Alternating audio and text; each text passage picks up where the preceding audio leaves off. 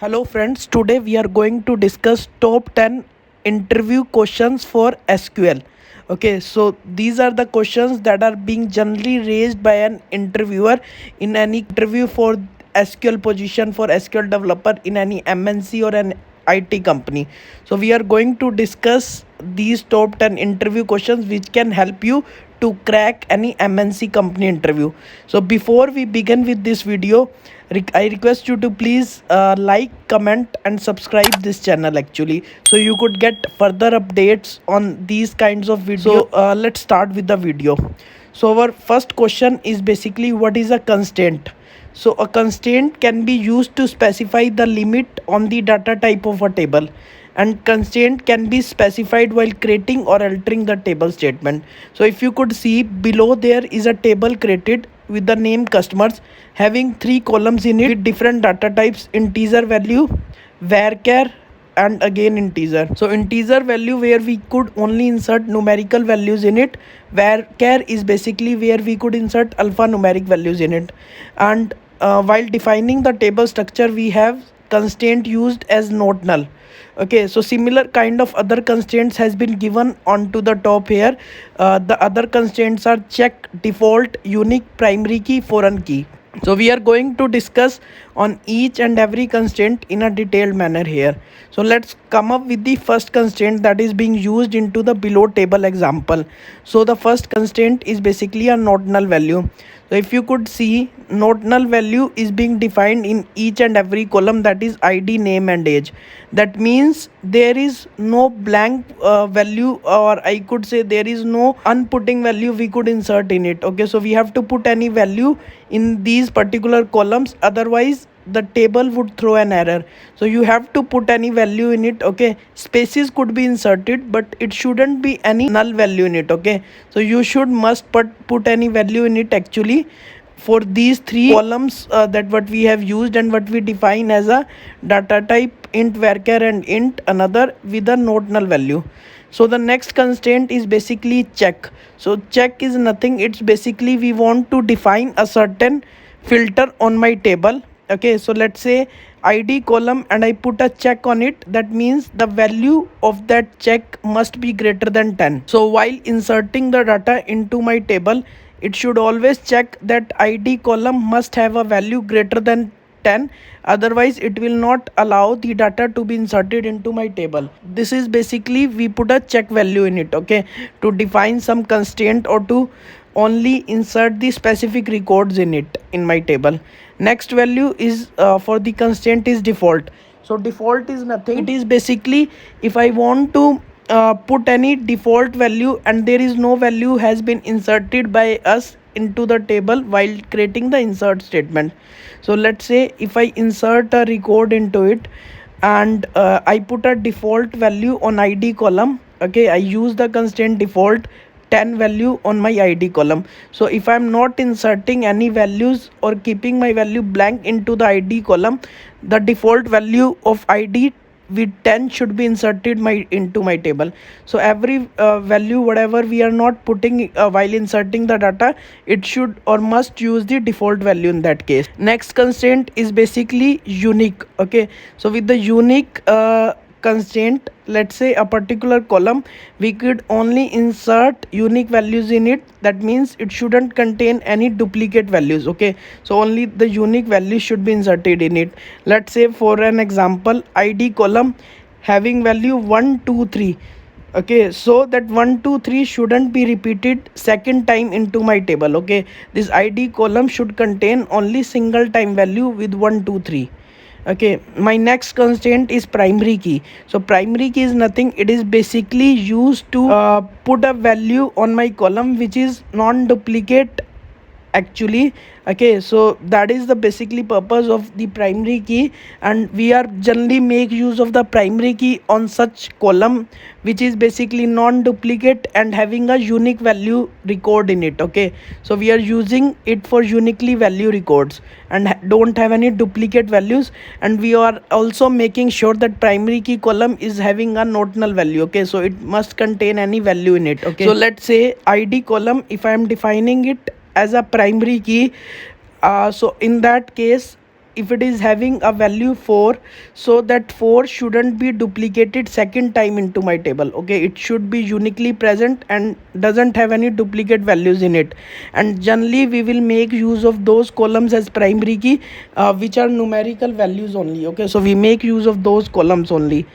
Next constraint is foreign key. So the purpose of the foreign key is basically to define a relationship of my table A with any table B. Okay, let's say if in my table A, which is in this example customers, we have a column ID which I am using as a foreign key, and there is a second table which is basically management. Okay, so in that case my first column, which is a ID column, which should be common in both the tables, in customer and in my second table as well. So there is a relationship has been defined in these two tables, which we could be further used to extract the data from the second table. So the purpose of it is basically to make a relationship between two tables, and with that help we are basically making use a particular column as a foreign key, and we could extract the data of the second table with the help of my first table for the column which I defined as a foreign key. So these are the different constraints which we could use while defining or creating my table structure, or even if I alter the table structure, I could make use of all these constraints which can be used actually. So let's move on to our next question. So the next question is explain the different types of SQL command. So the SQL command has been splitted into multiple categories. If you could see into the below tree hierarchy, the first one is DDL, second one is DML, the third one is DCL, the fourth one is TCL. Okay, so we're gonna discuss about what this DML, DDL, DCL and TCL, and then further on how it is being splitted. So DML is nothing, it's data manipulation language. Okay, so if you could see the keywords that we could use into it: select, insert, update, delete. Okay, so these keywords, wherever there is no manipulation could be done onto my table or on my data, that what we call as a DML commands actually. So below keyword select, insert, update, delete, these all are come under the DML commands. So in this basically the first one, select, is basically used to extract or retrieve some reports from the table. Insert is basically used to insert some values into my table. Update is basically to update some values actually into my table if I want to, and delete is again used to delete some records from the table. So these are the different keywords that has been used into DML, which is data manipulation. So with this, that means we could manipulate our data. Okay, so with insert command we could insert new records, with update we could update my existing data, with delete I could remove my existing entries. So that means data can be manipulated. So these all are coming under DML actually. My next command is basically DDL, which is my data definition language. So DDL is basically used to create or define any table. Okay, so let's say the commands that are being coming under DDL are create. So create is basically used to create the table. Alter is basically to change the structure of the table. Let's say if you want to change the column under the table actually, so we will make use of the alter actually. So let's say if you have a column with a data type defined as int, and later on you want to change it to varchar, so these are the changes what we could use while defining the alter statement. In addition to this, you could make or add the constraints as well while using the alter statement. So the next is drop command. Drop is basically if you want to delete the table actually. So these all are coming under the DDL category. My next section is basically DCL. DCL is nothing, it's a data control language which is basically used to provide the access to the users. Okay, so the commands that are being used under this category are grant and revoke actually. So grant is nothing, it is basically used to provide the access to any user on a particular database, on a particular schema, table or view level access. If we want to provide to any particular user, so we will make use of the grant command. Similar way, revoke command is basically if we want to take any access back from any user, so we could make use of the revoke command actually. So moving on to the next question, my next question is basically what is a primary key. So primary key we discussed already, it is nothing, it's basically used to uniquely identify all table records. Okay, so let's say I have an ID column, so the values that can be stored under this ID column must be unique. Okay, so a person with an ID having 1000, okay, so that person shouldn't have any duplicacy in it. Okay, so that ID must be contained only a single time into the table and having the unique value in it. Okay, this is the purpose of defining a primary key, and it shouldn't be any null values. We can't insert any null values in it. It must contain any value. Whatever column we are choosing as primary key, it must always contain an value, and that is on our wish. Based on, we could define multiple columns as primary key as well. Okay, so that we could define based on our wish. So into the below example, if you could see in the employee table, we are defining primary key as ID. Okay, so that means in this table, whatever values we are going to insert into the ID column, they must be unique, non-duplicate values, and shouldn't be any null values in it. Okay, moving on to the next question, what is a foreign key? So foreign key, if you could see, there are two examples given. I mean, examples in the sense there are two tables given. Okay, so in these two tables, the first table is having the columns person ID, last name, first name, age. Second table is having order ID, order number, person ID. So if you could see with this table, actually there is a common column in both of these tables actually, which is my person ID. Okay, and if you could see the table that has been defined while defining my table structure, I have defined foreign key as person ID and primary key as order ID. So as we already discussed on the primary key, that means order ID must have unique values, non-duplicate values in it. Now what is the concept of this foreign key? So if you could see, the foreign key is basically used to define the relationship between these two tables, actually my table A and table B. So in both the table, person ID is the common column. Okay, so if you could see, let's say in my table A, person ID is equivalent to last name Rahman. Okay, and in my table B, person ID having value 1 is equivalent to 154000. Okay, so if you could see, that means we could define a relationship between both of these two tables, okay, with the help of foreign key. And what is that relationship? That Rahman is having a order number of 154000. Okay, so that means we are able to define a relationship between these two tables with the help of foreign key. So that is the purpose of using the foreign key actually. Moving to the next question, find the second highest salary. Okay, so if you could see, there is a table that has been given, and under that particular table we have some columns: employee ID, employee name, employee salary, and all these employee related details. And what we have been asked to find the second highest salary. Okay, so this is a very common kind of question that has been asked into your interview by an interviewer. Okay, so what you have to do is basically you have to find the maximum salary. Okay, we basically use to find the maximum salary, we use a command max against that particular column where we have to find the maximum value.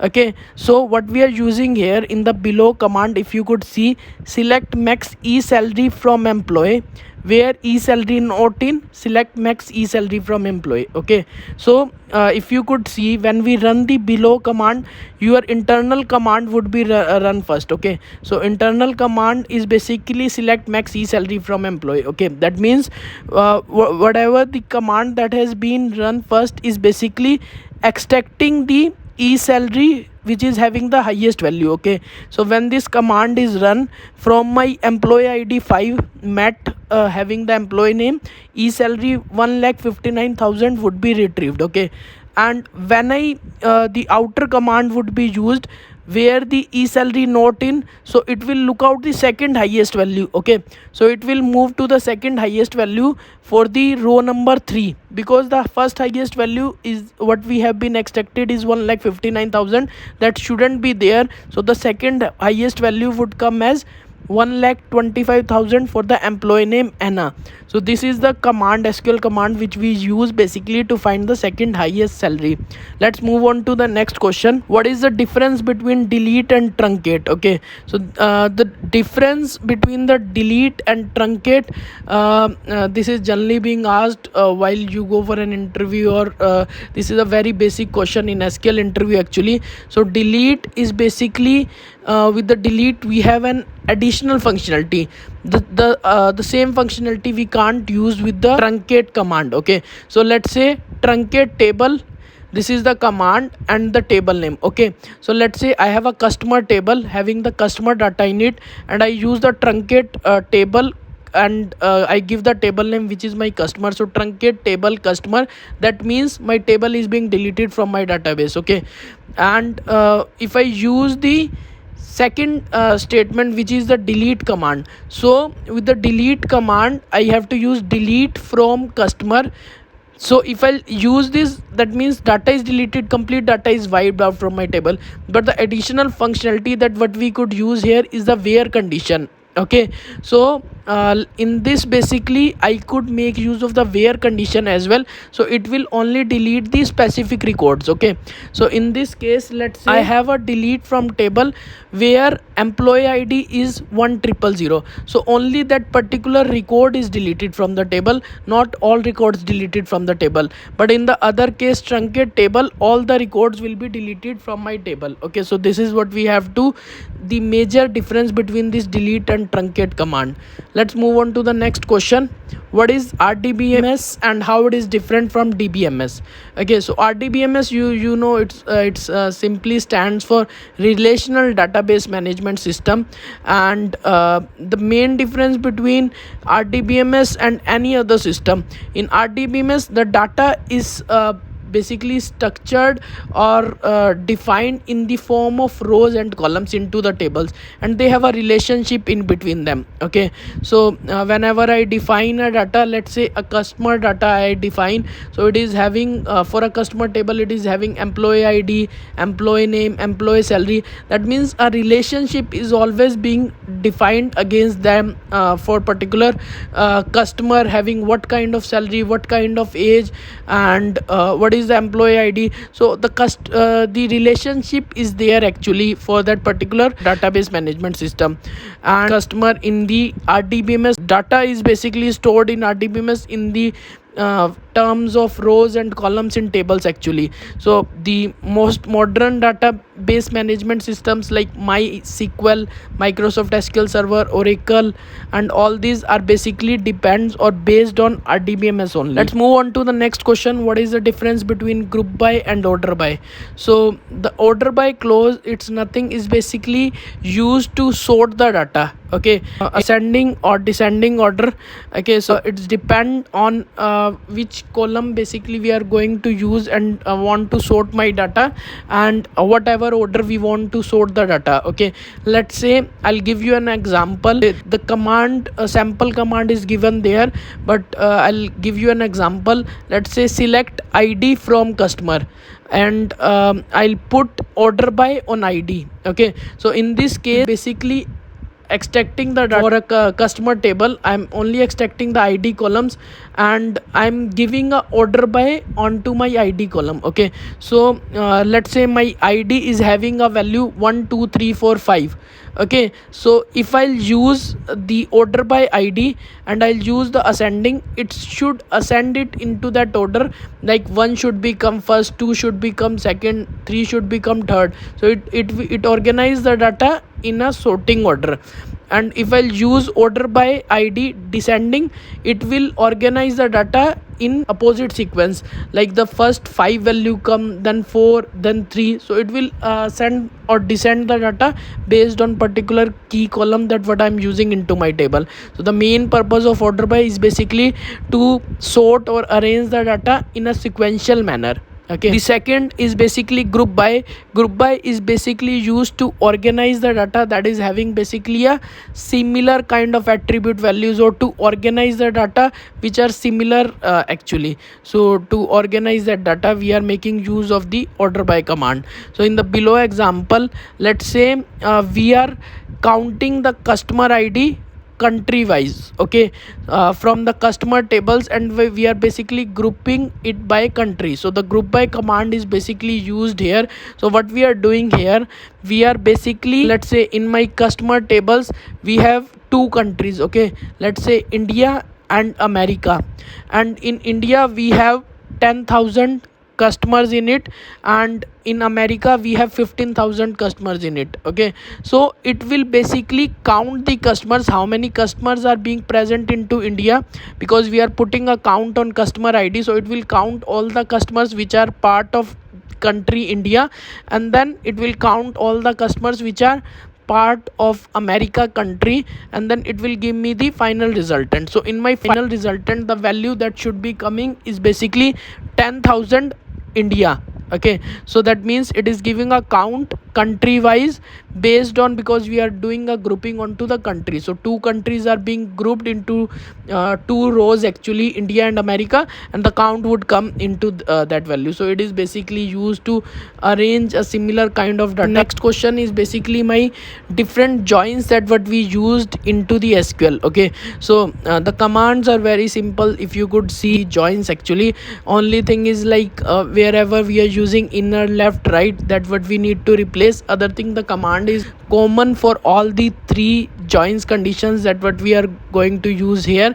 Okay, so here in this particular example there are three joins conditions that has been given, but there are other joins as well: left join, inner join, right join, left outer join, okay, cross join. So all these joins, other joins are present, but we are gonna discuss these three kinds of join here, and we're gonna see them with an example, so you will get a better clarity on it. So my table 1 with table 2 having inner join it. Okay, so let's say there is a table 1 having a column ID, and my table 2 having a column ID column as well. If you could see the command, select column 1 2 3. So I'm extracting some data from my table 1 and table 2, whatever is required, and I am putting a inner join on basically ID column. I'm putting a inner join. Why I'm putting inner join and ID column? Only because it's a common column in my both the table. Okay, what is the resultant value would be retrieved if I'll put a inner join on my ID column in case of inner join. Okay, so if my table 1 is having a value of ID 1 2 3 4 5, and my table B is having a value of ID as 1 2 3, so the output would be only 1 2 3. The reason behind that, I am using a inner join. Okay, so inner join would always retrieve the data which is common in both the tables. Okay, so the common data in my both the tables is actually 1 2 3 value. So with the inner join, only 1 2 3 values would be retrieved. My next condition is left join. So in that case, what is going to be happen, whatever table I'm using on my left side, the values would be retrieved from the ID column from that table only, and all values would be retrieved from that table. Okay, so in that case, let's say whatever the values going to be retrieved from my left table is basically in my left table, which is my table 1, the values again are same 1 2 3 4 5, and in my table 2 is the values are basically 1 2 3. So the values as part of my left table is 1 2 3 4 5. So all values, 5 values would be retrieved into the output. So 1 2 3 4 5 would be the answer in case of left join. Let's going to the example of right join. In my table 1, again value 1 2 3 4 5. In my table 2, value 1 2 3. In that case, all the values would be retrieved from the right table. Okay, that I have been used in my query is table 2. So the values 1 2 3 would be retrieved in case of right join actually. So these are the different joins what we used in SQL actually. Let's move on to the next question, pattern matching in SQL. Okay, so for pattern matching we are making use of the like operator. So when we have to filter or extract some records from the table, in my where condition I am using a like operator, The purpose of that like operator is to retrieve the similar kind of records or similar pattern of records what is being expected actually. So let's go with the examples that what it is being given into this image actually.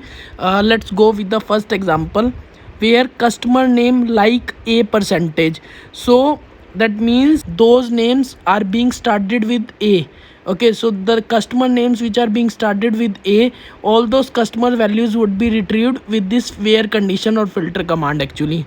The next one is basically where customer name like percent a. That means all the customer names would be retrieved whose value are ending with a. That means the last character of their name is a actually. So all those customer names would be retrieved actually. And the third example is where customer name like percent or percent. That means that there is or value should be present in between their name. Only those customers would be retrieved as part of this example. The next example is basically where customer name like underscore r percent. That means to find out the values where r is in second position of that particular customer name. Okay, so I'm giving you an example. Let's say ARYAN. In RYAN name, R is in the second case, so only that value would be retrieved. Okay, so whatever customers would be retrieved where R would be coming into the second place.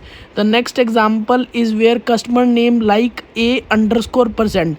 That means to find any values which are starting with the A name, okay, and at least 2 characters in length. Okay, that means with this underscore that there should be 2 characters value in it must present actually. So all those values would be retrieved in this case. Next example is where customer name like a underscore percent. That means in the above example where the name should be starting with a but having 2 values in it. In this case there should be 3 characters at least length in that should be present in it actually. The next example is not onto the customer name, it is on contact name. So where contact name like a percent o.